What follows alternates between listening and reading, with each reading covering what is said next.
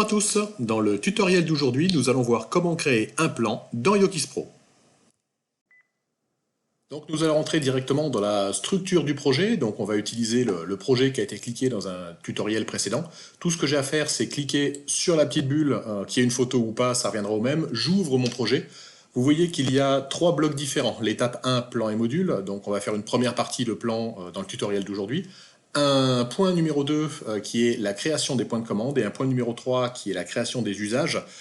Usages qui sont dans la terminologie Yokis des scénarios.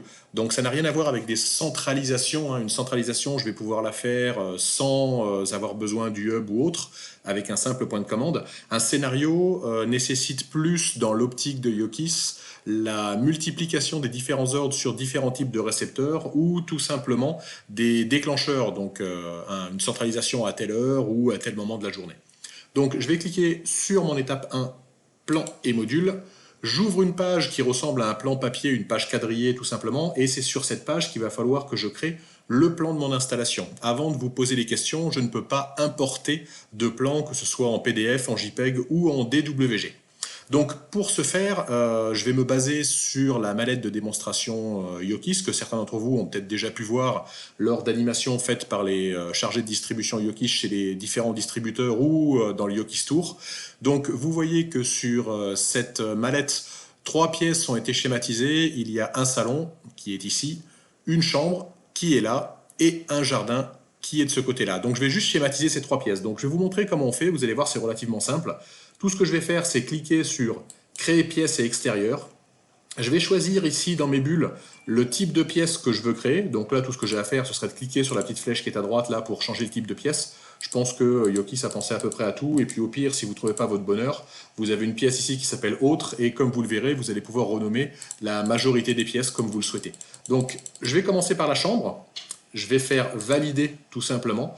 Et tout ce que j'ai à faire, c'est venir ici avec le doigt, créer une chambre, tout simplement, comme si je la dessinais sur ma tablette. Une fois que c'est terminé, je clique sur valider et je viens de créer ma chambre. Je vais créer maintenant mon salon, donc je reclique sur créer pièce extérieure, je choisis le salon, je valide et de la même manière, je vais venir tout simplement créer mon salon, comme ça a été fait pour la chambre.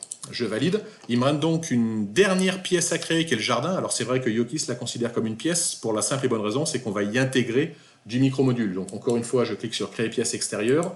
Je vais aller chercher dans mes différentes listes la pièce jardin. Je valide. Et tout ce que je vais avoir à faire effectivement, c'est de créer la pièce qui s'appelle jardin. Hop, quand je ferme la pièce, vous voyez, automatiquement, elle se remplit. Je valide. Si j'ai une maison à étage ou un appartement à étage, tout ce que j'aurai à faire, c'est juste rajouter un niveau. Donc je clique sur rajouter un niveau, je choisis une couleur différente, je vais pouvoir lui donner un nom comme par exemple étage. Voilà, je valide étage, crac, je valide ma pièce. J'ai donc maintenant 2 niveaux différents. Comme c'est une tablette, je vais pouvoir tout simplement déplacer mon plan. Et quand je vais vouloir créer une pièce supplémentaire, je clique sur créer pièce extérieure, je choisis le niveau correspondant. Si je prends une chambre, automatiquement, vous voyez qu'elle s'appelle chambre 2, pour la simple et bonne raison que j'ai déjà une chambre dans mon plan et je ne peux pas avoir 2 pièces qui ont le même nom. Donc vous avez la possibilité de changer le nom de la pièce, bien évidemment, mais dans la logique des choses, le système a été fait pour que vous n'ayez pas besoin de vous embêter à modifier le nom des pièces et qu'il y ait un compteur qui s'incrémente quand on prend une pièce du même type. Donc si je crée cette chambre qui s'appelle chambre 2, automatiquement, la prochaine s'appellera chambre 3. Je vais le faire là pour l'exemple, je les supprimerai après. Vous voyez qu'on schématise donc les différents niveaux par des couleurs différentes, je valide. Et si j'ai besoin de recréer une chambre, automatiquement, vous voyez, elle s'appelle chambre 3.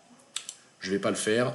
Alors, je vais supprimer cette pièce-là, clac, de manière à pouvoir avoir un plan qui correspond réellement à la balise de démonstration qu'on va utiliser par la suite dans les différents tutoriels.